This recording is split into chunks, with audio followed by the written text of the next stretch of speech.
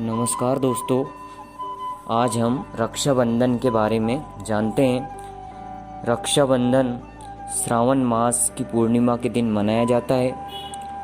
इस दिन बहनें अपने भाई के दाहिने हाथ की कलाई पर एक रक्षा के लिए जो है एक रेशम का धागा, जिसको हम राखी कहते हैं, उसको बांधती है और बदले में भाई से अपनी रक्षा का वचन लेती है।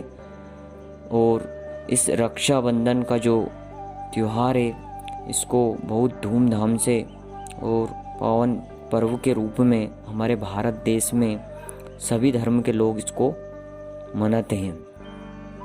साथ ही इसकी यह मान्यता है कि पुराने ज़माने में जो राजा महाराजा हुआ करते थे, जैसे कि मेवाड़ की जो महारानी कर्मावती है, उन्होंने अपने राज्य की रक्षा के लिए जो हुमायूं है उनको राखी बांधी थी।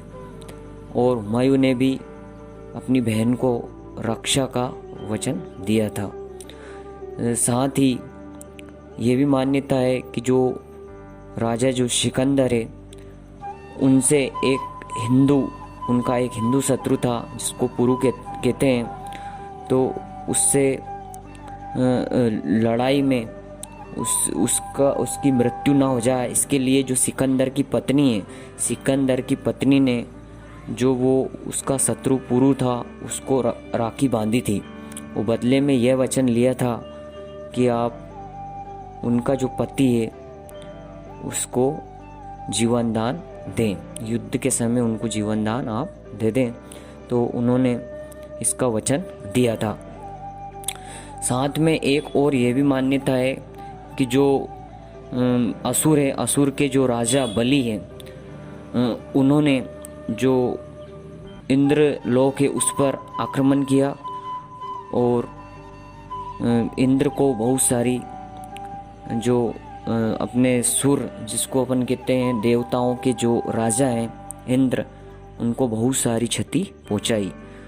तो इंद्रदेव की जो पत्नी शची है, उन्होंने भगवान विष्णु से इसके बारे में मदद ली।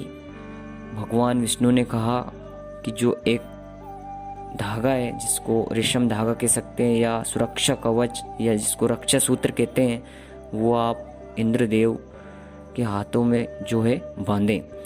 तो ऐसा करने से जो है इंद्रदेव की विजय हुई। तो ये भी एक मान्यता है।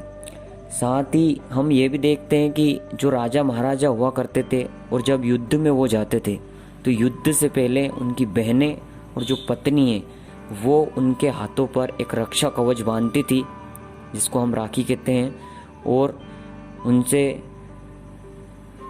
बदले में उनकी रक्षा का एक वचन भी लेती थी और उनकी रक्षा के लिए भी ये बांधा जाता था ताकि वो विजय होकर आएँ।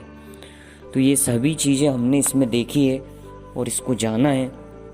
और रक्षाबंधन का त्यौहार हम सभी बहुत अच्छे से अभी से मनाते हैं और ये आगे चलकर एक रक्षा बंधन के रूप में उभरा और आज तक उसको मनाया जा रहा है।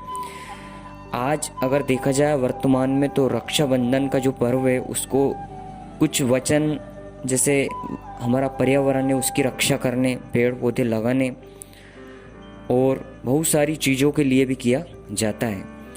तो इन्हीं के साथ मैं अपनी वाणी को विराम देता हूँ। धन्यवाद।